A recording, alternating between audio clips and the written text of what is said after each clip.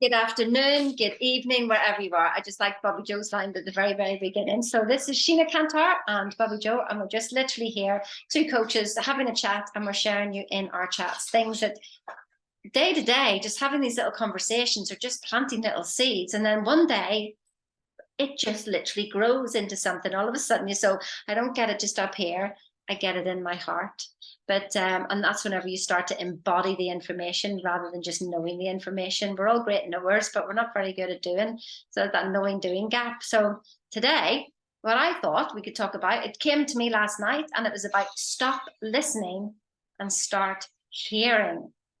Now, what I get for that is that we're so busy listening, and it was great with full of knowledge. Stop sometimes the listening and see what comes up. See what comes up. And you know what I thought, Bobbi Jo, as well? I thought it was really good. I thought very clever. Start hearing. Hearing. You could think it was like, what's the difference between listening and hearing? But actually, what about hearing as in Hereing, as in hearing, being in the now, practicing the now and the here? I thought that was very, very clever. In fact, I thought it was extremely clever in the middle of the night and had a bit of a giggle. I think it is hearing, being hearing, and then hearing and being present, kind of. I like that, Sheena. You are a witty one, that girl. That's why we're best friends. I'd like to take credit, but Oh, it came into me, but I just wake up with these things and then I just go, oh, that's really good.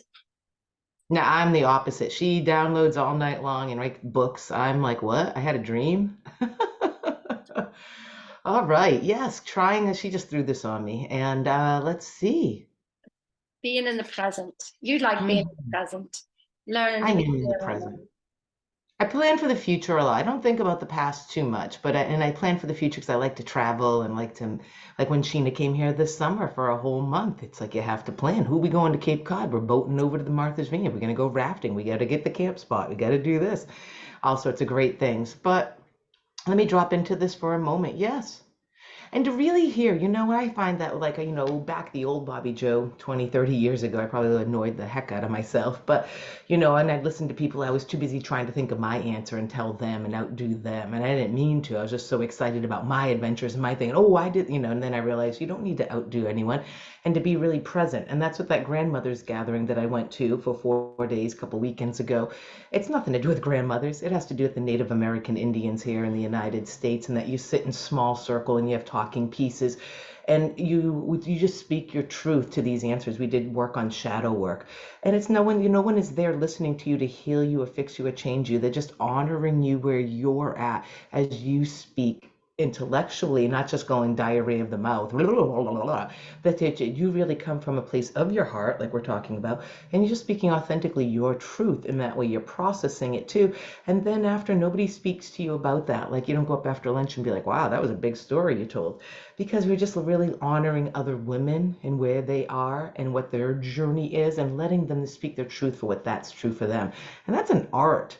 That is an art, and there's a book up here too called "In Calling in the Circle," and there's a whole thing of it that people can do it even in work jobs and with your kids. It's where you set intention and you actually have a talking piece that you're holding on to, and while that person's holding, the other people cannot talk. So it'd be good with your kids to really hear that. And it makes me think of Ho'oponopono in a way, that when people fought in the old, Hawaiian tradition, that when people fought, that they came together as a tribe, and it's about, I'm sorry, please forgive me, I love you, and thank you. And that you take 100% responsibility for ourselves, but you also take 100% responsibility for that person. And that might strip you up like, well, I didn't cheat on myself. I'm going to hate that motherfucker forever.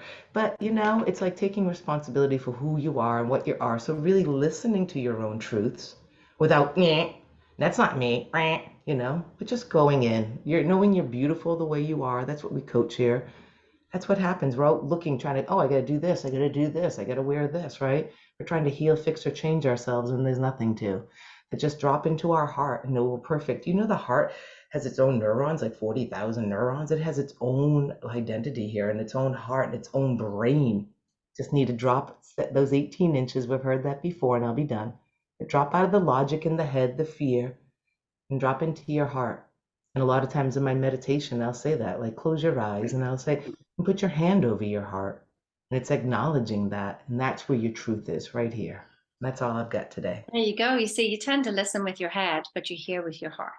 Mm. That just stop and listen today, but actually, are you really hearing what's going on? And that's coming from within you, not from without you. So have a blessed day, and we'll see you next time. See you.